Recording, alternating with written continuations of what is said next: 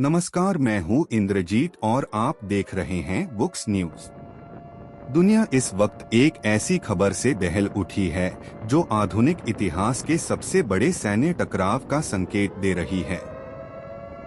सूत्रों के हवाले से खबर आ रही है कि ईरान ने सीधे संयुक्त राज्य अमेरिका यूएसए की मुख्य भूमि पर हमला करने की एक गुप्त लेकिन बेहद घातक योजना बनाई है। यह दावा किया जा रहा है कि ईरान ने अमेरिका के 10 राज्यों को अपने निशाने पर लिया है और हमले की संभावित तारीख 18 से 19 मार्च बताई जा रही है। ट्रंप निशाने पर 100% सटीक हमले का दावा इस पूरी साजिश का सबसे सनसनीखेज पहलू पूर्व अमेरिकी राष्ट्रपति डोनाल्ड ट्रंप से जुड़ा है। खुफिया रिपोर्टों और बुक्स न्यूज को मिले इनपुट के अनुसार ईरानी सैन्य कमांडरों ने एक ऐसी रणनीति तैयार की है जिसमें ट्रंप को खत्म करने के लिए 100% सटीक मिसाइल हिट का दावा किया जा रहा है। ज्ञात हो कि 2026 की शुरुआत से ही ईरान और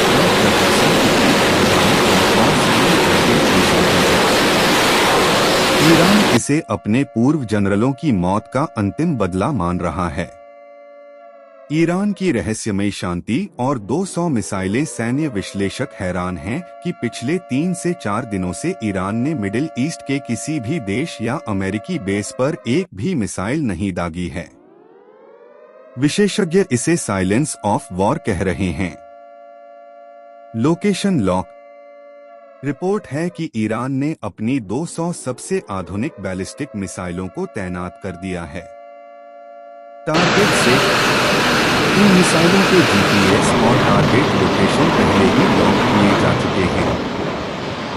रणनीति। रक्षा विशेषज्ञों का कहना है कि यह चुप्पी किसी बड़े हमले की तैयारी हो सकती है ताकि दुश्मन को फॉल्स सेंस ऑफ सिक्योरिटी, झूठी सुरक्षा की भावना दी जा सके। एशियाई शक्तियों का सुरक्षा घेरा। भारत और चीन को विशेष छूट। इस संभावित महायुद्ध के बीच ईरान ने अपनी कूटनीतिक चालें भी बहुत सावधानी से चली हैं।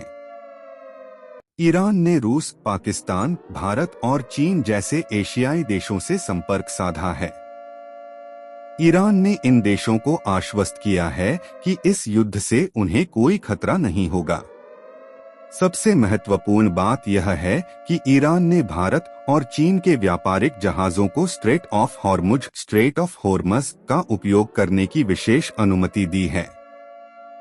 यह रास्ता वैश्विक तेल व्यापार के लिए जीवन रेखा माना जाता है। ईरान का यह कदम साफ दिखाता है कि वह पश्चिम को अकेला करना चाहता है, जबकि एशिया की महाशक्तियों के साथ अपने संबंधों को बचाकर रखना चाहता है। भारत के लिए यह स्थिति चुनौतीपूर्ण है क्योंकि ईरान ने भारत को एक मित्र देश के रूप में देखा है। इजराइल की चेतावनी और नेतन्याहू का रुख। इजरायली प्रधानमंत्री बेंजामिन नेतन्याहू ने पहले ही दावा किया है कि ईरान की IRGC Islamic revolutionary guard corps ने युद्ध का बिगुल फूंक दिया है। इजराइल ने अपनी सीमाओं पर सुरक्षा बढ़ा दी है और अमेरिका को चेतावनी दी है कि ईरान अब केवल प्रॉक्सी वॉर, छद्म युद्ध नहीं बल्कि सीधे हमले की तैयारी में है। यूरोप में फूट। अमेरिका अकेला। जहां अमेरिका ने इस संकट से निपटने के लिए दुनिया भर के देशों को एकजुट होने का आह्वान किया है, वहीं उसके पश्चिमी सहयोगियों के बीच दरार साफ दिख रही है। यूरोप का रुख। अधिकांश यूरोपीय देश अभी भी केवल स्थिति पर नजर रखे हुए हैं। वे सीधे तौर पर ईरान के साथ युद्ध में कूदने के पक्ष में नहीं हैं। स्पेन का विरोध। स्पेन ने आधिकारिक तौर पर घोषणा की है कि वह अमेरिका के इस युद्ध में उसके अड्डों या संसाधनों का उपयोग करने के सख्त खिलाफ है। स्पेन का यह विद्रोह अमेरिका के लिए एक बड़ा राजनयिक झटका है।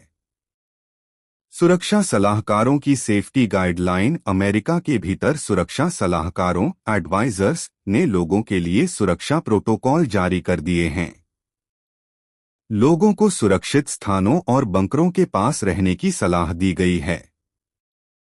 यह पहली बार है जब अमेरिकी नागरिक अपनी ही जमीन पर इस तरह के बड़े मिसाइल हमले के डर के साए में हैं। निष्कर्ष 18 और 19 मार्च की तारीखें पूरी दुनिया के लिए निर्णायक साबित हो सकती हैं। क्या ईरान वाकई अमेरिका जैसे सुपर पावर पर सीधे हमले की हिम्मत करेगा? क्या वैश्विक अर्थव्यवस्था स्ट्रेट ऑफ हॉर्मुज के बंद होने के झटके को झेल पाएगी? बुक्स न्यूज की टीम हर पल बदलती इस स्थिति पर नजर बनाए हुए है। Books news alert. यदि आप इन प्रभावित क्षेत्रों में हैं, तो स्थानीय प्रशासन के निर्देशों का पालन करें।